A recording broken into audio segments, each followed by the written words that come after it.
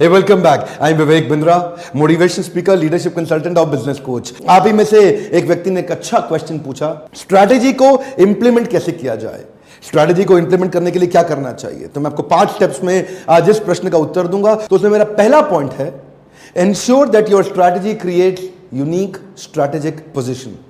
अब जो ये मेरा पहला है ना, पहले के साथ मैं दूसरा भी एक साथ ही एक्सप्लेन करने वाला हूं। एक हिस्सा यूनिक और दूसरा है स्ट्रैटेजिक पोजीशन। तो पहले मैं यूनिक को यानी कि पहला पॉइंट और दूसरा पॉइंट स्ट्रैटेजिक पोजीशन, जिसको मैं भी एक्सप्लेन करूंगा। पहला यूनिक का मतलब क्या हुआ? यूनिक का मतलब है कंपनी को ना ऐसे ही मत चलाते रहो जैसे चल रही है।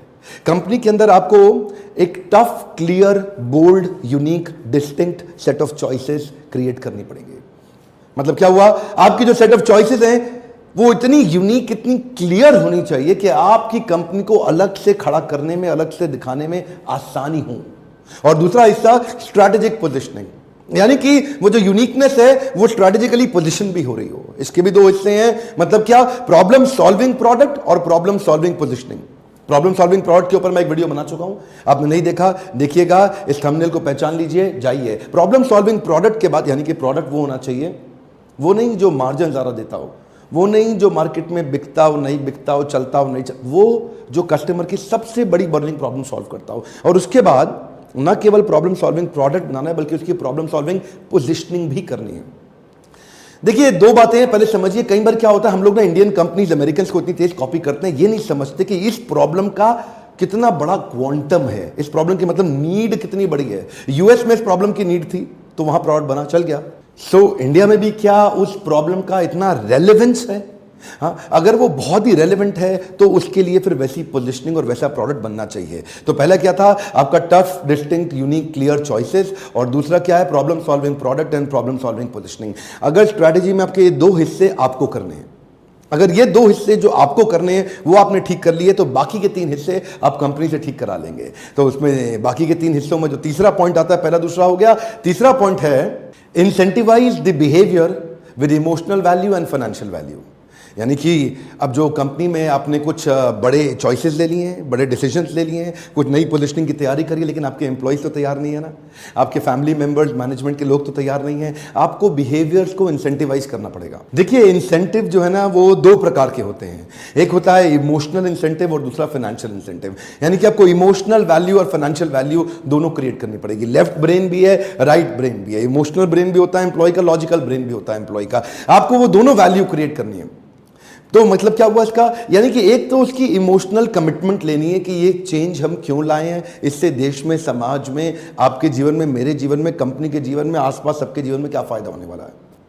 यानी कि उसका इमोशनल वाई क्लियर हो जाए कि ये हम काम कर क्यों रहे हैं। हाँ, तो वो हो गया इमोशनल कमिटमेंट। और उसके बाद हो गया यानी कि इमोशनल इंसेंटिव। अब आ गया फाइनेंशियल वैल्यू, फाइनेंशियल इंसेंटिव।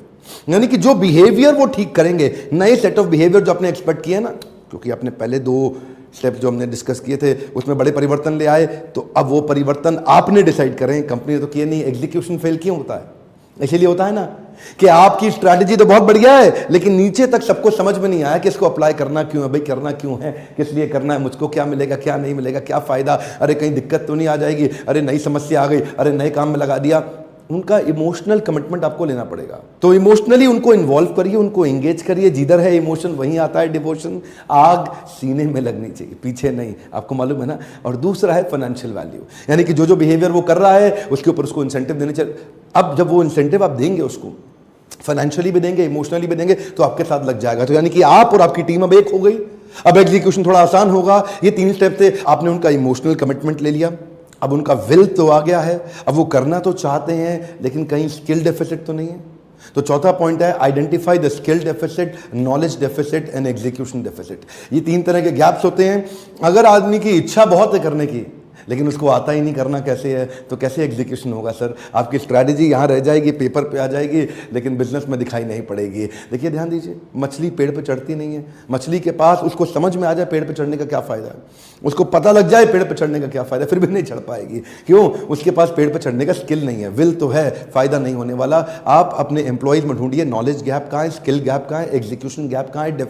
ये जितने प्रकार के डेफिसिट्स हैं, इनमें गैप पार्टनर बनिए, या तो उनको ट्रेन करिए, इंस्पायर करिए, एंगेज करिए, या नया मैन पावर लेके आइए। देखिए 3 बातें हैं, या तो आप लीडरशिप फनल प्रोग्राम में आइए और सारे एग्जीक्यूशन के फ्रेमवर्क हमसे सीखिए, आकर के हम आपको 25 हफ्तों तक यानी कि 6 महीने तक हैंड होल्डिंग करा के फ्रेमवर्क सिखाएंगे। लेकिन अगर आपके पास धन की कमी है तो आप बाउंस बैक सीरीज के 4 घंटे के इवेंट में आ सकते हैं। दोनों के नंबर्स अलग हैं, मैं दोनों के बारे में अलग अलग बताता हूं, आप फोन करके जानिए आपके शहर में इवेंट कहां होने वाला है। और तीसरा, अगर आप दोनों में नहीं आ पा रहे कोई बात नहीं, फ्री लर्निंग यूनिवर्सिटी के माध्यम से आप हमारे नए वीडियोस देखिए जो कि Q&A बेस्ड वीडियोस की मैंने सीरीज शुरू करी है। और अब आता है 5वां पॉइंट। 5वें पॉइंट को एक्सप्लेन करने से पहले जरा इसको एक साथ करिए।